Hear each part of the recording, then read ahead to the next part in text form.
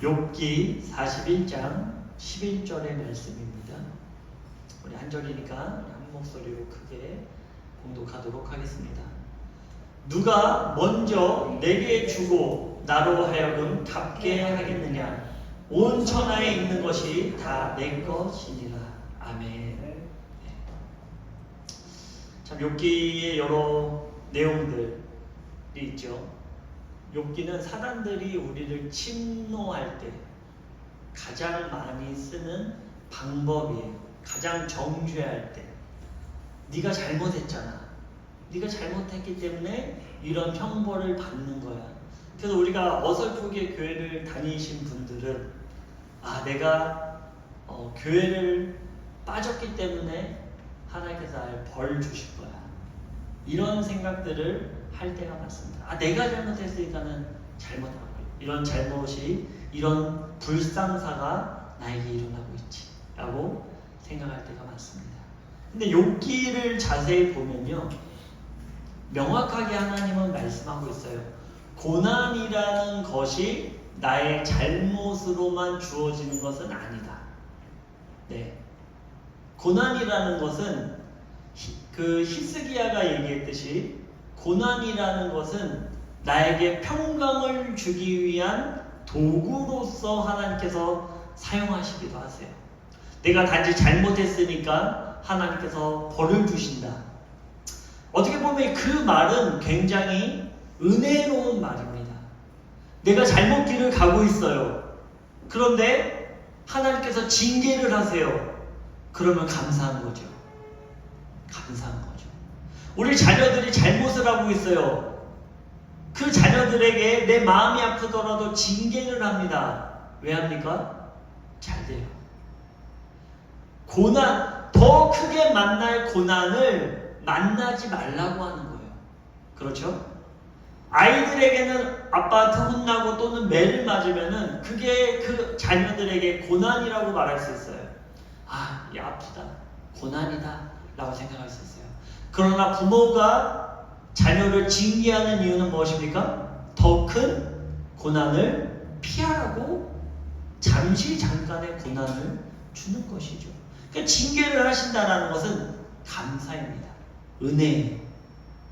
내가 하나님을 진실되게 섬기지 않고 나의 삶 가운데 방종하고 있는데 하나님께서 내버려 두신다. 그거는 저주입니다. 가장 큰 저주예요.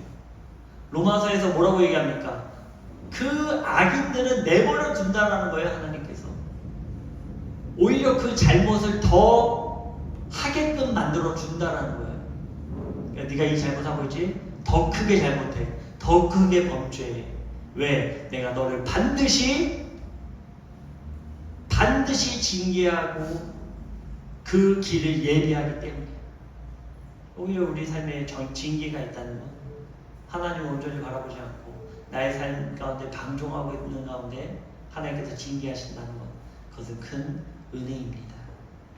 자, 오늘은요, 무엇으로 드릴까라는 제목입니다. 무엇으로 드릴까? 이전 북추천 영문의 앞마당에는요, 큰 자두나무가 한 그루 있었습니다. 자두나무가 크게 한 그루가 있었어요. 그 한 그루에서 매년 아주 크고 당도가 높은 자두 열매가 맺었습니다. 저는 그 자두나무를 보면서 이 농가에서 과수원 하시는 분들이 그래도 먹고 살겠구나 라는 것을 느낄 수가 있었어요. 왜냐하면 한 그루의 열매 맺는 자두의 개수가 어마어마해요. 정말 어마어마해요. 그런데요, 첫 해에 제가 2월달에 갔으니까 2월달에 이제 발령지로 갔으니까 이제 3월달에 금방 됐고요. 그리고 이제 4월달에 꽃이 피지 않습니까? 꽃이 아름답게 펴요. 그러고 나서 우리 군우님들이 이랬습니다. 저 자두나무입니다 라고 얘기했어요. 그래서 꽃이 되게 이쁘네요. 저도 뭐 농가나 뭐 시골에 살아보질 못했으니까 뭐 그런 걸 알 턱이 없잖아요. 그래서 그렇구나, 이제 뭐 여름 되면은 저기 자두를 따먹게 될 것입니다 라고 얘기했어요. 그래서 뭐 또 꽃이 맺히고 하니까 열매가 맺겠구나 라고 하고 있었습니다. 그런데요, 그 해에 자두 열매가 많이 맺었을까요? 안 맺었을까요? 맺었어요. 많이 맺었어요. 그런데 문제는 뭐냐? 먹을 수 있는 건 한 5%밖에 되지 않았습니다. 왜 그럴까요? 다 벌레가 먹었어요. 다 벌레가 먹어갖고 5%도 먹지 못했습니다. 근데 그 5% 남은 것들이 얼마나 맛있던지 너무 맛있더라고요. 그래서 우리 구누님들이 아유 사장님 그때 혹시 저기 농약을 치셨습니까? 그래서 제가 뭐 알아요. 농약을 또 뭘 써야 되는지도 모르고 그래서 아니 뭐 농약 저 뭐 무슨 농약을 치는지도 모릅니다. 그랬더니 아유 사장님 내년에는 저기 옆에 그 농지은행 저 옆에 보면 농지은행 옆에 농협이 있거든요. 크게 거기 가셔서 자두나무에 칠 농약을 사오세요. 그러는 거예요.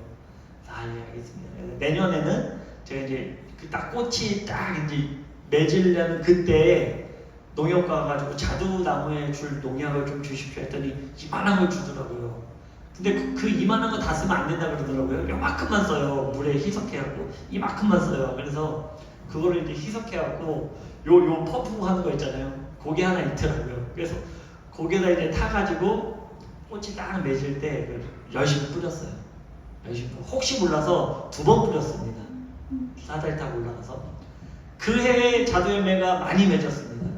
근데 그때는 많이 먹었을까요? 조금 먹었을까요? 많이 먹었어요. 오히려 벌레 먹은 게 5%밖에 안 되고 먹을 수 있는 게 95%나 됐습니다. 어찌나 맛있던지 알도 엄청 큰 그런 자두나무였어요. 그래서 제가 항상 이제 그 해에 딱 보니까 샤이니가 아장아장 걸어 다닐 때였어요. 아장아장 걸어 다니면서 어물거리는 말 겨우 할 때였습니다. 아빠가 이제 자두나무 가서 자두열매 딴다고 하니까 밑에 바구니 하나 들고 서 있는 거예요. 샤이니가. 그래서 이제 제가 열심히 따서 내려오면은 어김없이 아빠 뭐 말 제대로 못하죠. 자두 씻어주라고 씻어주세요 하는 거죠. 이제 열심히 따가고 나눠 먹고 한참 먹었어요. 정말 나눠주고 다 나눠주고 동네 사람들 나눠주고 교회 분들 나눠주고 그래도 한참 먹었어요. 정말로 한참 먹었습니다. 네, 그때 막 걷기도 하고 곧잘 말하는 샤이니한테 제가 그런 말을 했습니다. 너는 언제 커서 아빠한테 네가 자두를 따줄래? 네, 요만한 애한테 제가 그렇게 얘기했습니다. 네, 지금도 보면은 더 커야 되겠죠. 샤이니가 더 커야 되겠죠. 그러나 언젠가는 아이들이 자라서 자두를 따줄 날이 있지 않을까라고 기대해 봅니다. 아이들이 크면서는요, 전적으로 부모님을 의지하고 살아갑니다. 특히 리엘이나 또 시오, 샤이니 또는 예찬이 모든 아이들은 부모님이 없이는 혼자 살아갈 수가 없어요. 그래서 아이들은 100% 부모님을 의지합니다. 100% 의지해요. 어떤 때 의지할까요? 우리가 원초적으로 생각해 보자고요. 본능적으로. 언제 엄마를 찾을까요? 배고플 때. 또 찝찝하고 기저귀가 가득 찼을 때. 그때가 가장 많이 찾고, 그리고 나서 졸릴 때. 가장 원초적인 것에서 부모님을 찾습니다. 근데 아이들이 자라나면서 점점 요구가 늘어날까요? 줄어들까요? 늘어나요. 예전에는 아기 때는 우리가 뭐 아기 때 인식이 없으니까 모르겠지만 아기 때는 아마 밥 주면 행복했을 거예요. 그죠? 기저귀 갈아주면 행복했을 거예요. 졸릴 때 재워주면 행복했을 거예요. 그런데 요구가 커가면서 요구가 늘어납니다. 이제는 밥 주고, 되게 재밌는 게요, 밥 주고 재워주고 자게 하고, 그리고 이제 뭐 똥오줌 갈게 하는 뭐 그런 것들에 대한 감사를 잊어버려요. 원래는 원초적인 거 되게 감사했는데 지금 커가면서, 샤이니쇼도 커가면서 감사를 잊어, 당연한 걸로 생각해버려요. 당연한. 우리 인생이 아마 그렇지 않을까. 너무나 당연한 걸로. 어쨌든 아이들은 부모의 전적인 신뢰와 제공을 바탕으로 살아가게 됩니다. 하지만 이제 조금 성장하면은 자기네들이 마치 잘한 것처럼 부모를 무시하고 물어보면 몰라. 예전에 뭐 한 글을 보니까 그러더라고요. 어렸을 때 5살, 6살, 7살 때는 왜가 됐다가 나중에 커서는 몰라로 바뀐다. 아빠한테 계속 물어보고 왜 그러다가 나중에는 아빠가 물어보면 몰라. 다 모른다는 거예요. 그러면 이제 가슴이 아프겠죠. 이처럼 아이들은 자신의 필요와 욕구를 위해 부모에게 끊임없이 요구를 합니다. 물론 자녀에게 해로운 것을 제외하고는 모든 것을 다 해주고 싶은 마음이 부모의 마음이죠. 그렇게 잘 성장한 아이들은 반대로 부모의 필요와 욕구를 채워준다면 아마 부모의 마음은 너무나 기쁠 것입니다. 아이들이 잘 자라서 이제 나이 들고 힘이 기력이 쇠할 때 아이들에게 요구했을 때 아이들이 그것을 잘 들어준다면 그것만큼 행복한 인생은 아마 없을 거예요.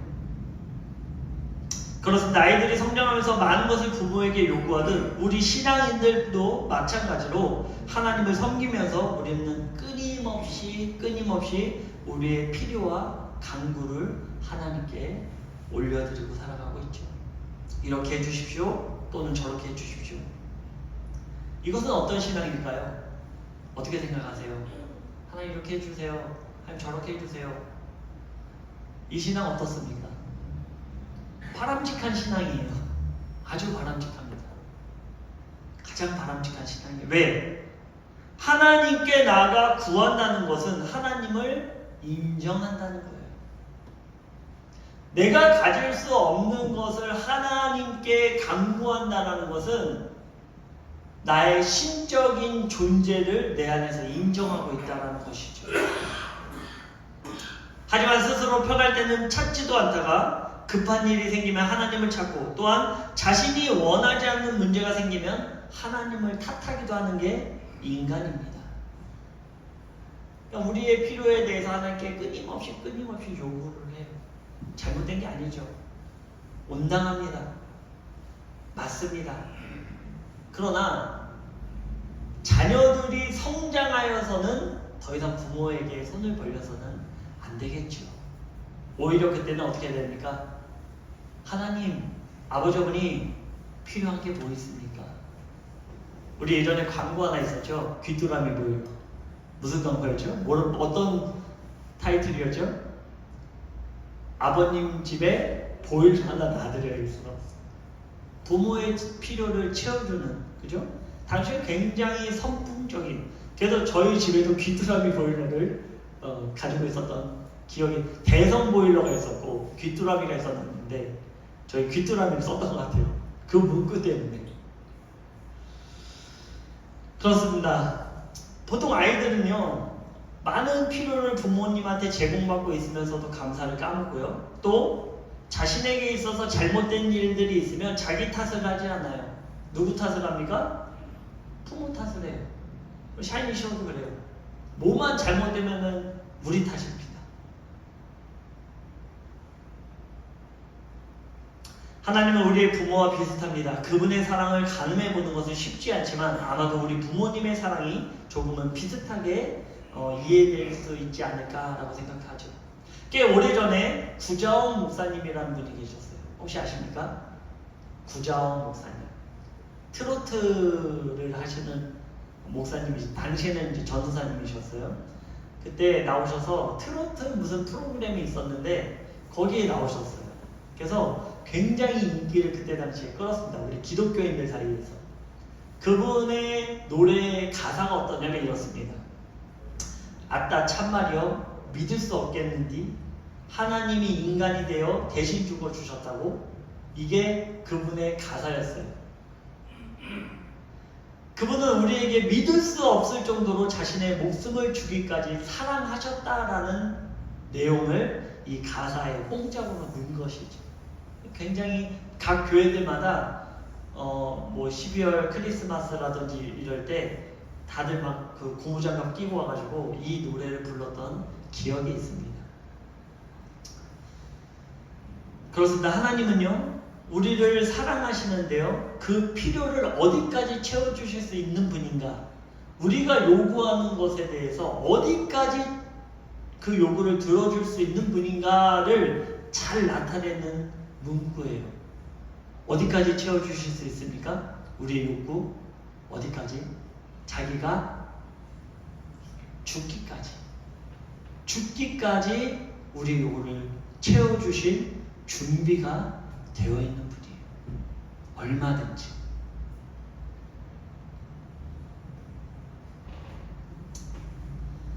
하나님께서 우리에게 이렇게 주셨는데 무엇을 더 우리에게 내어주실 수 있겠습니까?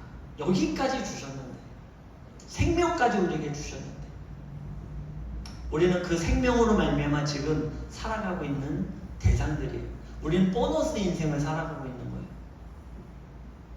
내가 잘나서, 내가 특별해서가 아니라 하나님께서 나를 먼저 사랑하셨기 때문에 지금 우리가 이 자리에서 보너스 인생을 살아가고 있는 거예요. 게임할 때도 그래요. 보너스로 받은 거는요, 좀 일찍 죽어도 돼요. 그렇잖아요.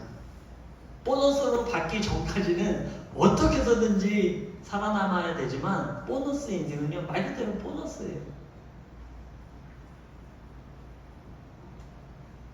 이 인생을 살아가는 우리가 얼마나 하나님께 나의 삶을 내어드리고 있는가. 그분은 나를 죽기까지 사랑하셨는데 나는 얼마나 하나님을 생각하고 살아가고 있는가. 우리는 그런 하나님께 끊임없이 필요와 요구를 강구하고 살아가고 있습니다. 그렇다면 우리는 과연 무엇을 하나님께 드릴 수 있을까요? 또 무엇을 드리고 있습니까?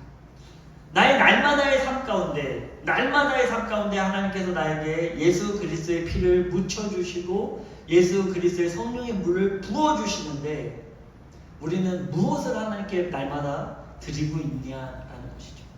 뭘 드리고 있습니까? 정말로 마음속 깊숙한 곳에서 나는 하나님께 뭘 드리고 있는가? 나의 욕구는 채워주시는 하나님이신데 정작 나는 어떤 것을 하나님께 내어드리고 있는가? 오늘 본문은 우리에게 반문합니다. 누가 먼저 내게 주고 나로 하여금 갚게 하겠느냐? 사실 이 문구는요, 좀 반대적인 의미를 갖고 있어요. 다른 말로 하면 뭘까요? 이 세상의 모든 것이 내 것인데 너희들이 나한테 뭐 줄래? 사실 욥기의 본문은 그 내용인 거예요. 세상의 모든 것이 내 건데 네가 나한테 갖고 와서 하나님 이거 주님 드릴게요.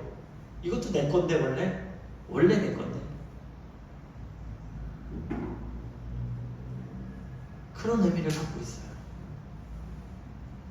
많은 사람들이 자기 것을 해달라고 강구하지만 정작 하나님을 위해 무엇을 해드릴까는 별로 걱정하지 않습니다. 저와 우리 교우님들은 하나님께 먼저 드리는 자가 되기를 주님의 이름으로 축원드립니다. 아멘. 그렇다면 우리는 하나님께 무엇을 드릴 수 있을까요? 이 세상의 모든 게 하나님 건데 우리 뭘 하나님께 드릴 수 있을까요?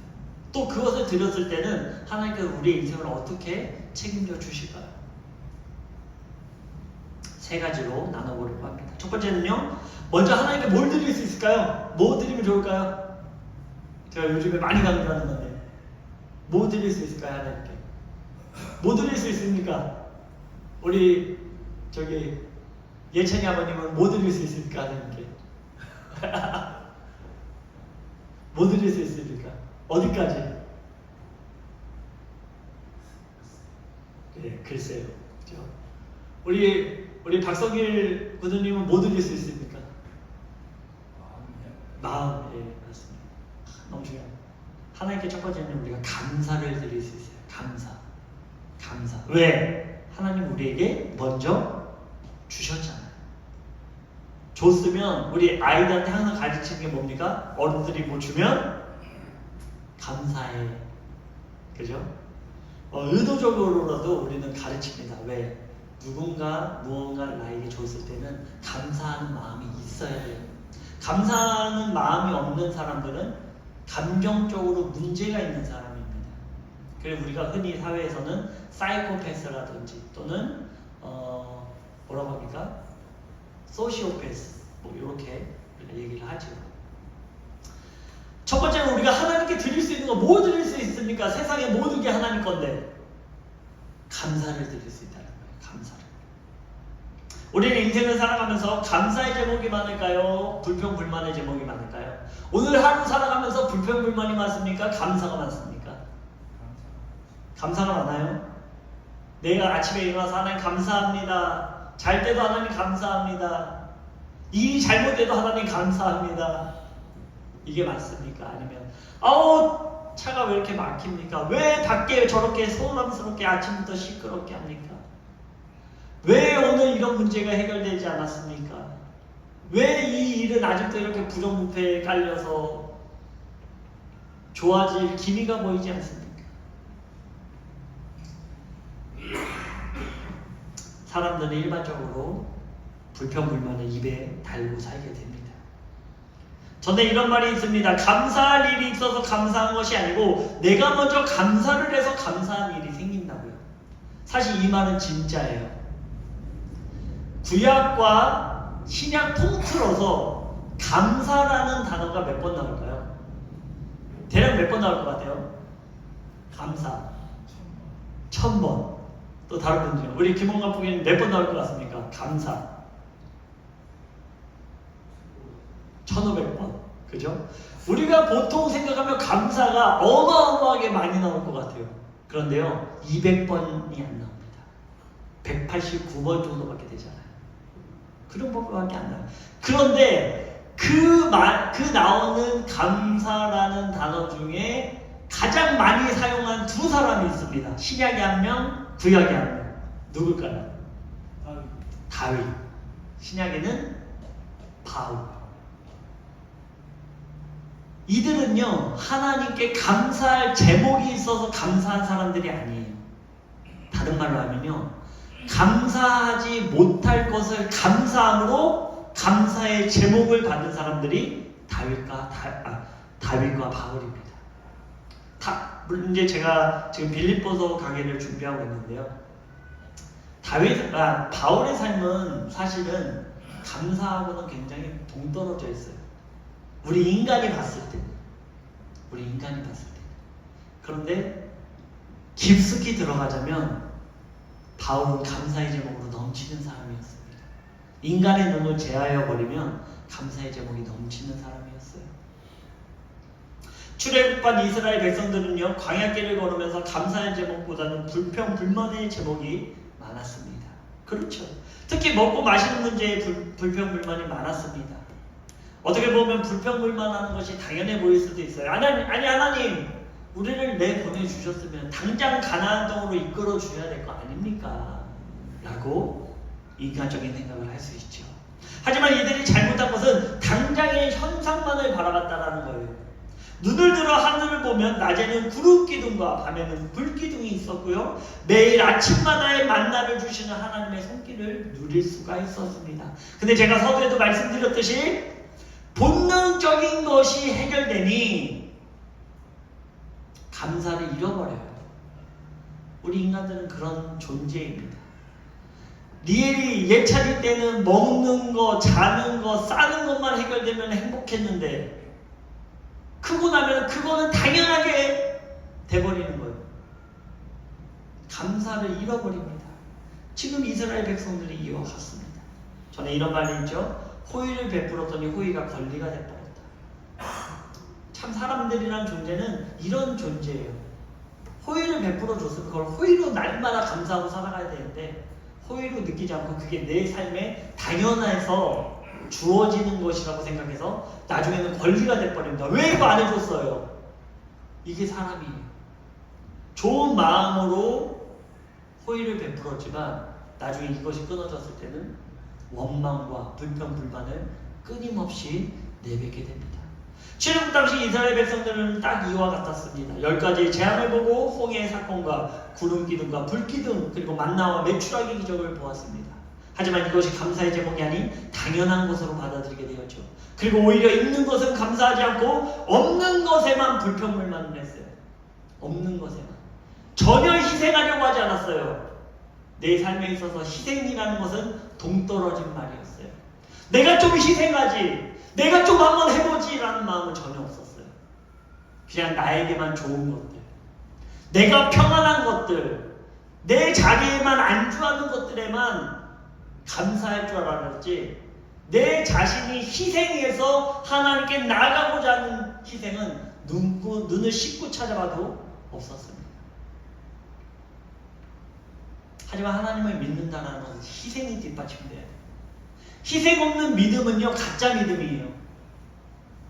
희생 없는 믿음, 희생 없는 신앙, 희생 없는 삶, 가짜 희생입니다. 명확하게 말씀드리지만 성경은 희생이 뒷받침하지 않는 신앙생활은 가짜라는 거예요. 나의 희생이 반드시 필요해요. 시간이 없는데요. 환경이 뒷받침되어 주지 않습니다.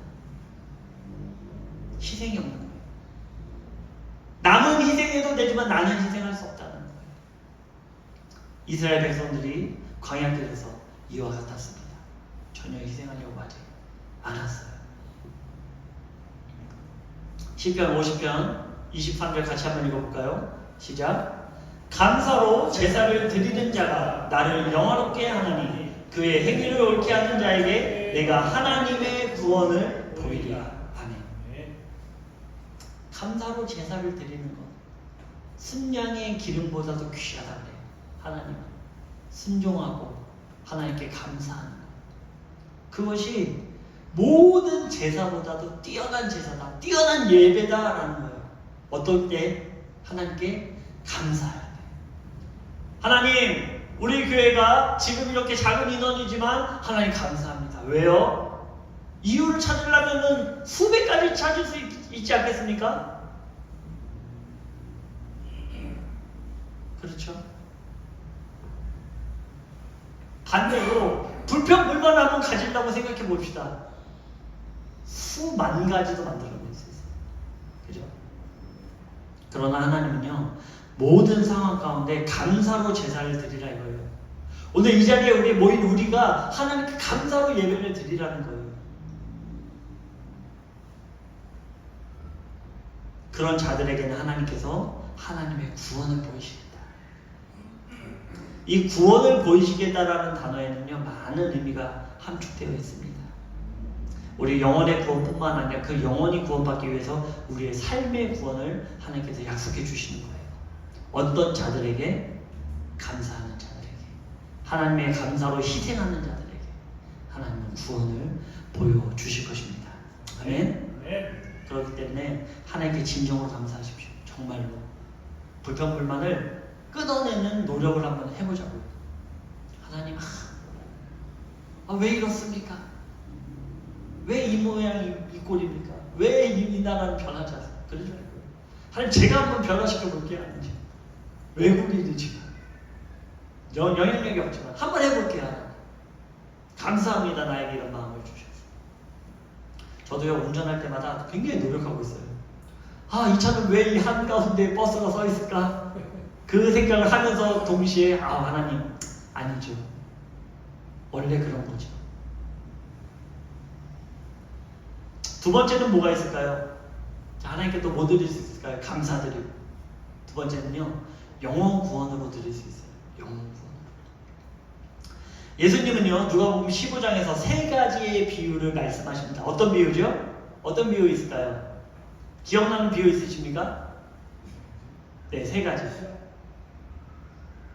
세 가지 있습니다. 뭐가 있죠? 그 영혼에 대한 비유예요.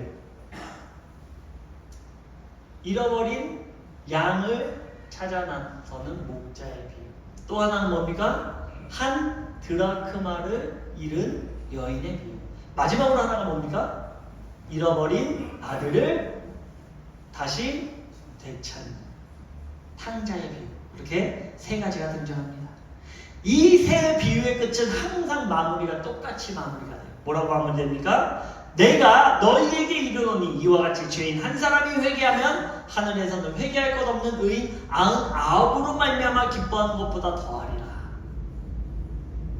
그러니까 믿는 99의 의인이 있는 것보다 그 한 영혼, 잃어버렸던 한 영혼을 찾는 게 기쁘다는 거예요.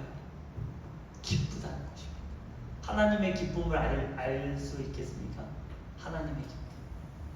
하나님이 견딜 수 없는 기쁨은 우리가 감사할 때도 기뻐하시지만 우리가 감사의 제목에 더해서 한 영혼을 살렸을 때, 아까 그 배에서처럼 한 영혼 건져냈을 때 하나님께서는 너무나 기뻐하신다라는 것입니다. 하나님께 기쁨을 드리고 싶습니까? 그렇다면 때를 얻든지 못 얻든지 하나님의 사랑의 복음을 전해야 되는 것입니다.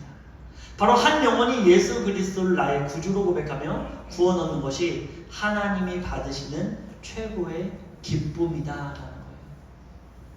그러니 우리가 이 한 영혼을 위해서 나간다면 하나님께서 반대로 얼마나 기뻐하시겠습니까?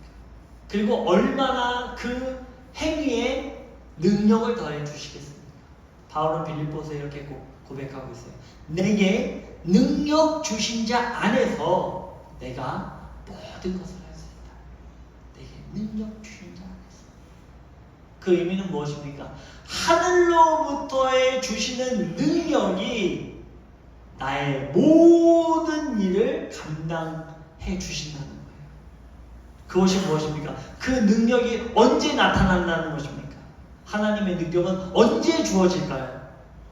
언제 주어질까요? 우리가 그 삼손 나눌 때도 많이 얘기했어요. 삼손이 아무 때나 막 힘이 셌습니까? 아무 때나 막 힘이 셌을까요? 아니에요. 뭐 기본적인 힘은 있지만 초인적인 힘을 나타냈을 때는 언제냐면 바로 하나님의 백성들을 구할 때, 대적들을 상대할 때만이 초인적인 능력을 발휘했다는 거예요.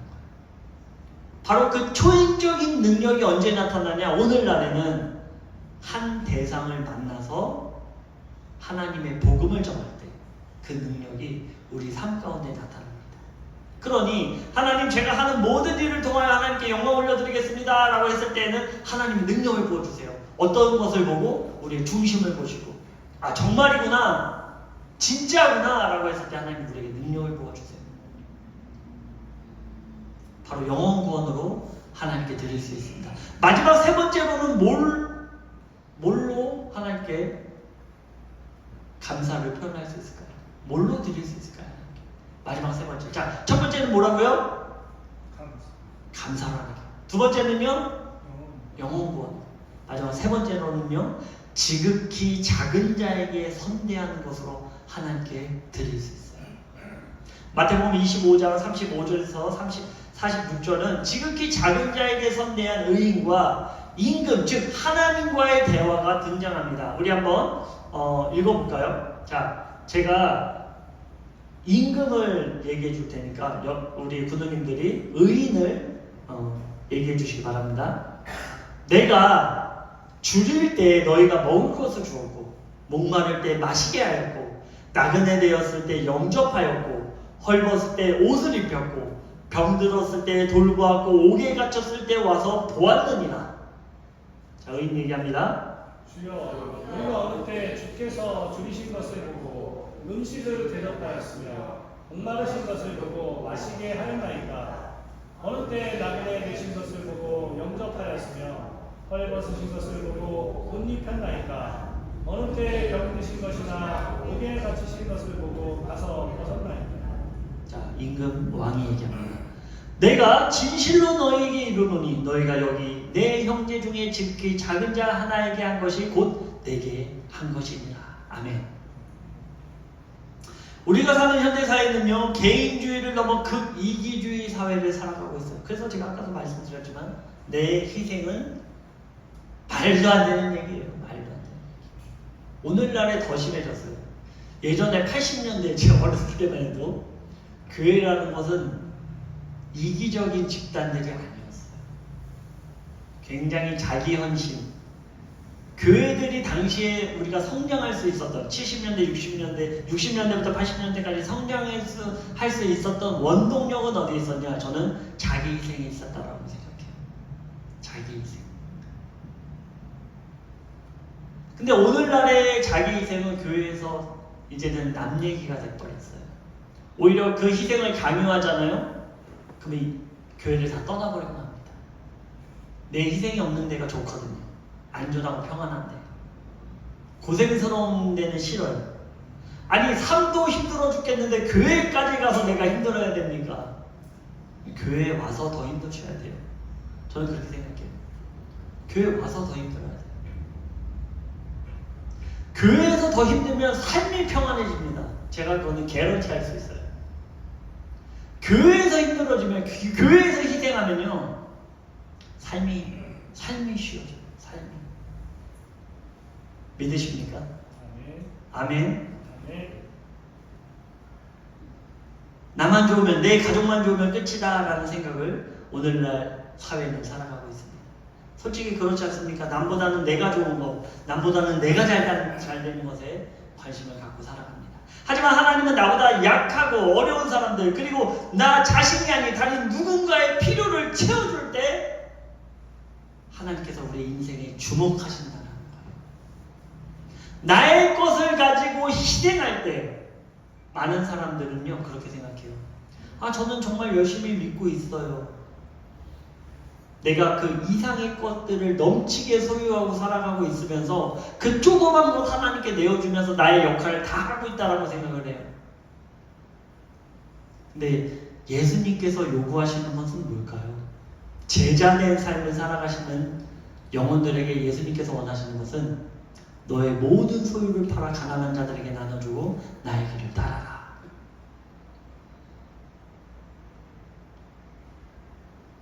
우리 구도님들 모든 소유를 팔라는 얘기가 아니에요. 모든 소유를 팔아서 하나님을 섬기지 가난한 자들에게 나눠주십시오 이 얘기를 하는 게 아니에요. 나에게 한계선을 잡고 그 한계선을 넘어간다고 했을 때는 하나님께 올려드리고 가난한 자들에게 드린 것이 곧 하나님께 드린 것이다 라는 것을 믿고 의지하는 삶이 중요한 것입니다. 지극히 작은 자를 섬기는 것은요, 자신의 희생이 반드시 필요해요. 희생이 없는 삶은 절대로 누군가를 절대로 섬길 수 없어요. 내 희생이 없으면 절대로 교회를 섬길 수 없어요. 절대로 하나님을 섬길 수 없어요. 내 희생이 없을 때. 우리는 하나님께 드린다고 하면서 항상 조건이 따릅니다. 이렇게 해주시면요, 저렇게 해주시면요. 바로 이 소원을 이루어 주신다면 제가 하나님께 나아갈게요. 우리 샤이니쇼도 가끔 그런 얘기를 해요. 제가 나중에 커서 이렇게 해드릴게요. 전혀 보증되지 않는 공수표를 날립니다. 말로만 하면요 아무런 의미가 없어요. 우리가 아무 조건을 걸지 않고 부모를 공경한다면 부모는 최고의 기쁨과 행복을 느끼게 될 것입니다. 보면 후반부에는 이렇게 기록하고 있죠. 온 천하에 있는 것이 다 내 것입니다. 우리가 아무리 큰 것을 드린다고 해도 하나님은 이미 모든 것을 소유하고 있는 것입니다. 다르게 얘기하면 하나님께 먼저 드리는 모든 것을 가지고 계신 하나님께 가장 좋은 것으로 우리에게 갚아주신다는 거예요. 하나님은 모든 것을 다 갖고 있기 때문에 하나님이 기뻐하시는 것을 드린다면 하나님은 이 세상 모든 것이 주님의 것이기 때문에 우리의 인생에 그런 것들을 갚아주신다는 거예요. 리페이 해주는, 페이백 해주신다는 거예요. 근데 꾸어준다는 것은 어떤 의미라고요? 자, 제가 돈을 우리 김원갑 부교님한테 10만 패로 꿨습니다. 나중에 돌려드릴 때는 이 관계를 떠나서는 어떻게 해야 됩니까? 뭐 줘야 되죠? 이자를 같이 드려야 돼요. 이자를 드려야 돼요. 하나님은 이 개념이에요. 너희들이 내가 기뻐하신 걸 나에게 준다면 내가 너희들한테 돌려줄 때는 이자를 쳐주겠다는 거예요. 근데 우리처럼 꼴랑 5% 뭐 1% 이런 비자 아니에요. 이런 이자가 아닙니다. 무한대의 이자를 우리에게 주신다는 거예요. 무한대의 이자. 오늘 말씀에서 우리는 하나님께 드릴 수 있는 것 세 가지를 보게 되었습니다. 뭐라고요? 감사를 드릴 수 있습니다. 영혼을 드릴 수 있습니다. 또 마지막으로 지극히 작은 자에게 하는 것으로 하나님께 드릴 수 있습니다. 온 천하의 모든 것이 하나님의 것이니 우리가 무엇을 나의 소유로 하고 드릴 수 있겠습니까? 그러므로 세상의 것을 드림으로 보상을 요구하는 것은 지극히 인간적인 생각이에요. 그러기에 오늘 우리가 하나님께 먼저 드린다는 것은요, 이미 주신 은혜 앞에 어떻게 반응하냐라는 거예요. 이것이 바로 우리의 드림이 되는 것입니다. 이것을 기억하시기 바랍니다. 하나님께 드리면요, 하나님은 그냥 우리에게 갚아주시지 않으세요.